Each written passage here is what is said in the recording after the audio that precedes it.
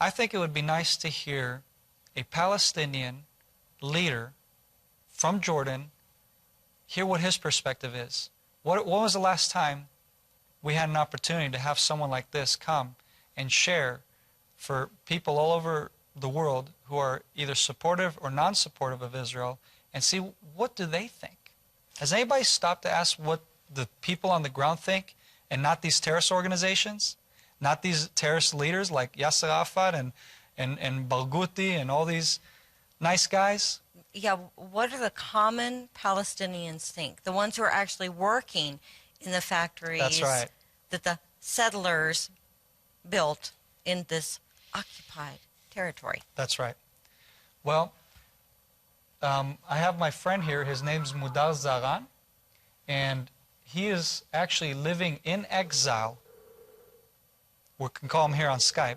We'll see if he answers. He's living in exile in London because the King of Jordan has issued an arrest warrant against him and his family. So, Mr. Mudar Zaran, if the viewers can see you, I just would like to ask your opinion as a Palestinian who is, if we're understanding correctly, you're living in exile in England right now. Is that correct? That's absolutely correct, sir. And why is that? Well, because of my opposition against the King of Jordan. We obviously have differences on democracy, human rights, the details of the peace agreements with Israel. Well, can you explain who you are and why you have a disagreement? Well, I am a Jordanian Palestinian political activist, and I am also a writer. I've been given many names. Some called me the leader of the Palestinians of Jordan. But above all, I am a Palestinian Jordanian who seeks democracy and peace for his country, Jordan. Now, are you Christian or Muslim? Because that's kind of important for our viewers as well. I am an Orthodox practicing Muslim. Okay. So we met a few years back. For our viewers, Mudar and myself, we met in a political meeting. It doesn't matter, but the point is we met and we've come to know each other in the past few years here. And I'd like him to share what your opinion is concerning the land of Israel, Jordan, and the boycott movement against Israel, and how does all that, play into your opinion as a Palestinian? Well, most people in the West, unfortunately, do not understand the history of the problem. The main media in the West does portray a certain line that's not necessarily correct. There was a country, a piece of land called the British Mandate for Palestine, to give the viewers some history. There were Jews there prosecuted, and there were Arabs who were also prosecuted by the occupying Ottoman Empire. Then the British occupied the country and called it the British Mandate for Palestine.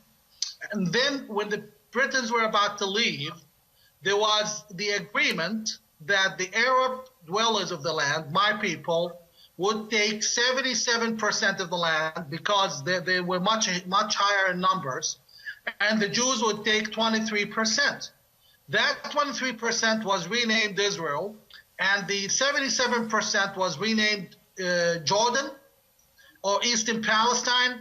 And today, the problem is the West, the world, for some reason, seems fixed on the concept that we, the Palestinians or the Arabs, should take more of the chunk that the Jews managed to have, which is much smaller than our chunk. In my opinion, we both have a legitimate right to the land. We cannot deny, the Jews cannot deny our heritage and our existence of the land. At the meantime, there's no common sense in us denying that Jews have been there for thousands of years. There's no point of us to deny the Jewish right of existence and Israel's right to exist as a Jewish state. And the same way Saudi Arabia and Jordan and Egypt are Muslim states. while nobody is questioning, for example, Jordan's, my country's Muslim nature, why should we be questioning Israel's Jewish nature and ethnicity? And I think we both have had our shares.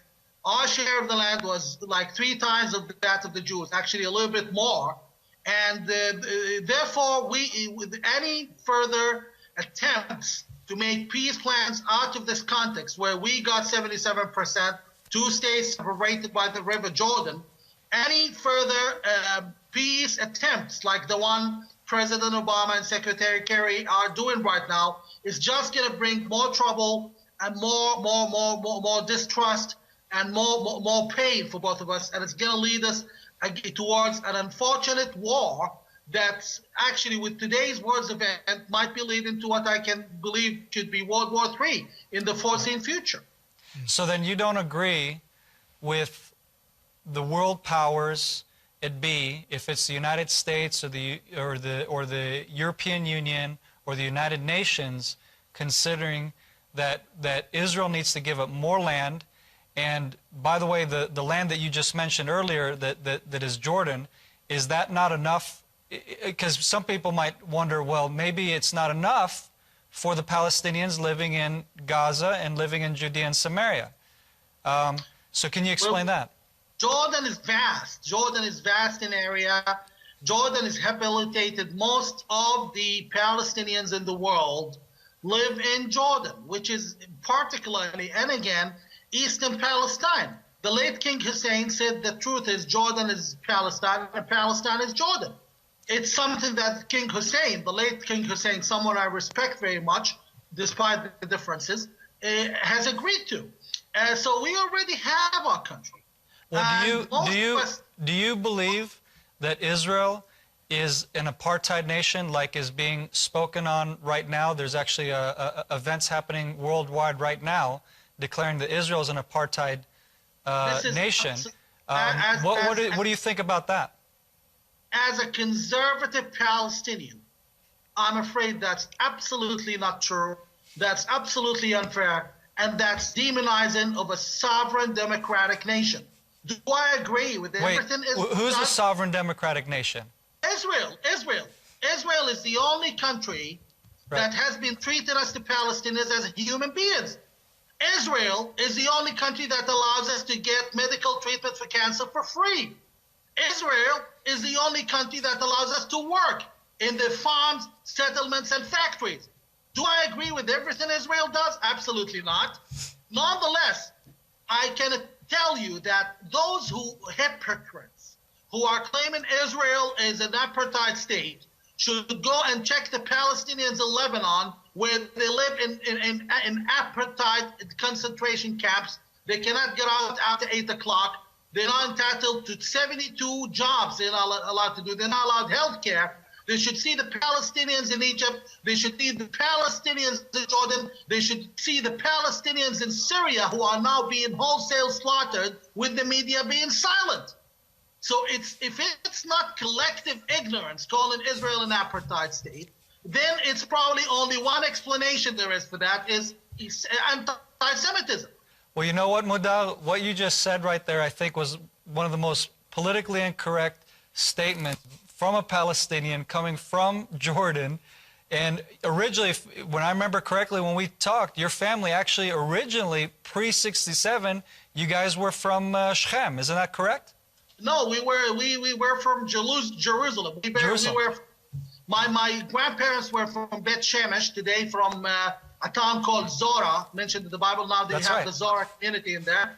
They ran away in 1948 during the Israel Independence War, because the Arab media was telling them that the Israelis were slaughtering people like sheep, which is not true, because the people who stayed, none of them got hurt. And then in 1967, the Arab media was also speaking about Israelis slaughtering people in the streets and raping women, and they ran away to their country, Jordan. So I am the son of refugees, and no, what I said is not politically incorrect. It's absolutely what most Palestinians say in private, It's absolutely, there has been a change. Well, who are they afraid of then? If that's what the Palestinians believe in private.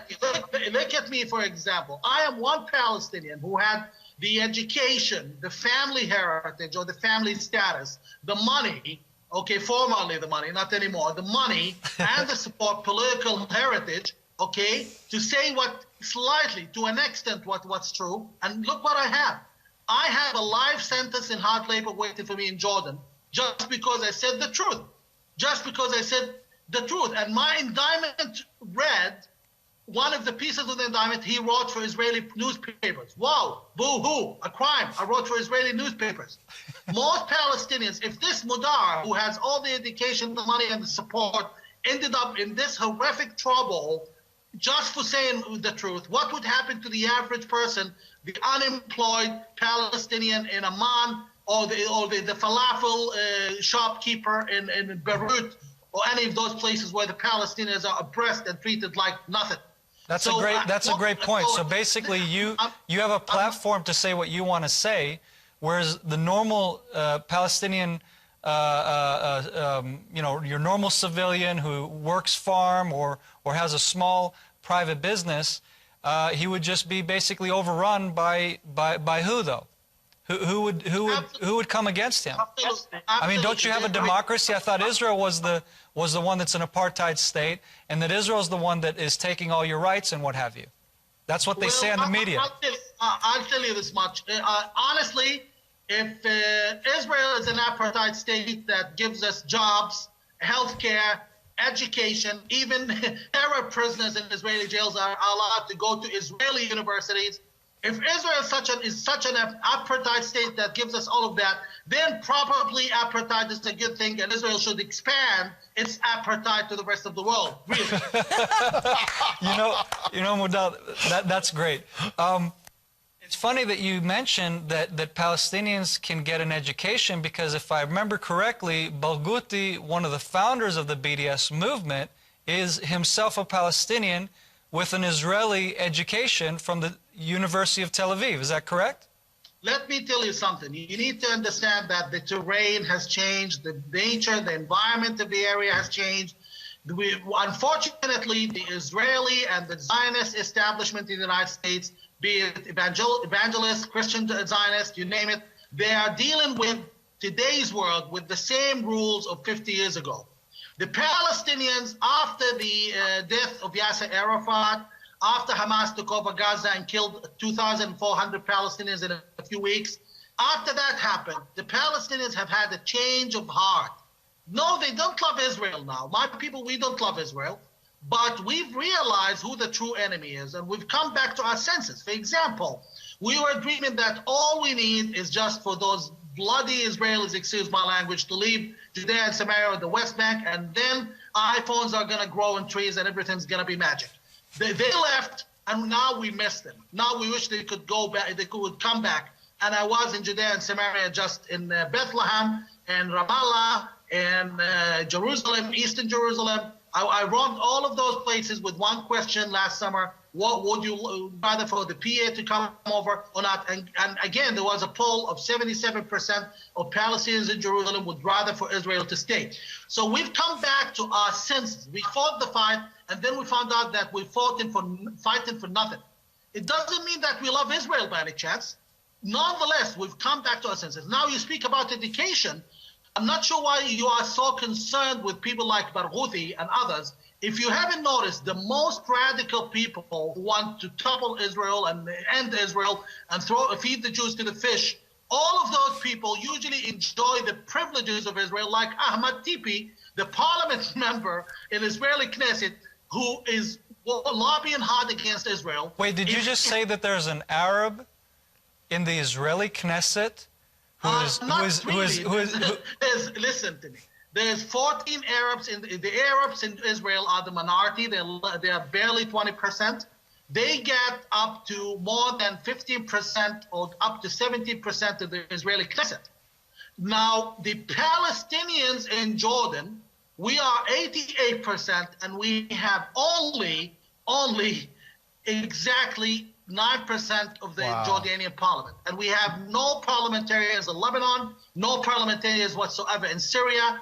and not even basic human rights in any of the Arab countries, except, I have to be honest, one country, Saudi Arabia, allows the Palestinians to work and remain just like a green card. And again, I have to praise them for that. Well, that's nice of them. How kind. That's much better than the rest of the Arab countries. So those people, like, now let's put it in another way. Would I rather be a free man in Lebanon or in Jordan or a prisoner in Israel? I absolutely would choose prisoner in Israel, because I would get free healthcare as a Palestinian. I would get free education. Someone I came to know very closely through the internet and social media is Sultan Al-Ajlani. The man committed a terrorist act. He's a Jordanian, not Palestinian. But again, they're all my brothers. I don't make a difference. They're all my people. Yep. Sultan Al-Ajlani was a young man who killed a few Israeli soldiers, I think, on the borders back some 18 years ago. And he was freed in a peace deal. This young man who killed Israeli soldiers in Israel on the borders and served some of his sentence in Israel, managed to get a bachelor's degree, I think, in law through the Hebrew University in jail.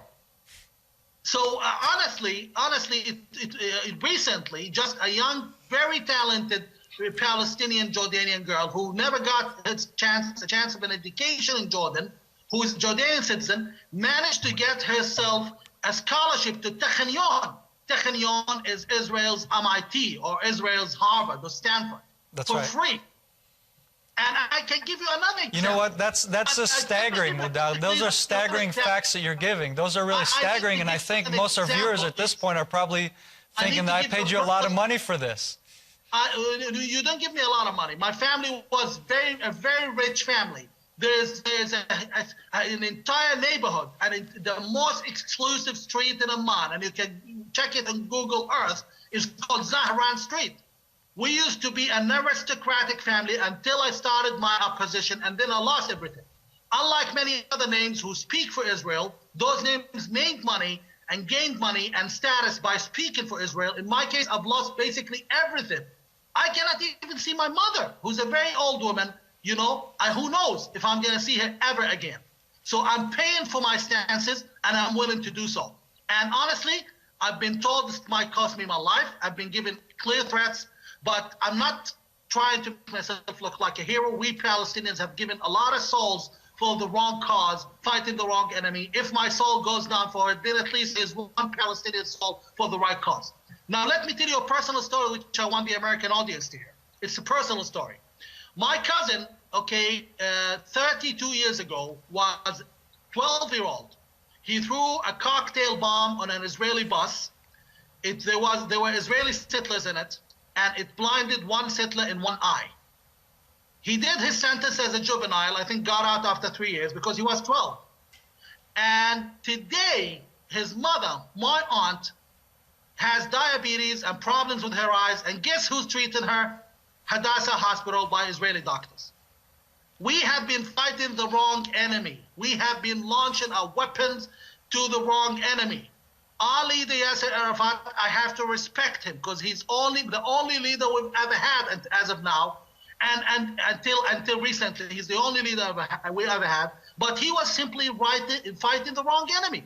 If he only focused on the truthful enemy, we would have not been through this mess. So that enemy, you just to make clear here, that enemy that you're talking about, the true enemy, is not Israel. Absolutely not Israel, no. Yeah. Not Israel. It's like we've had a relationship between us and Israel. Then who is Mudal?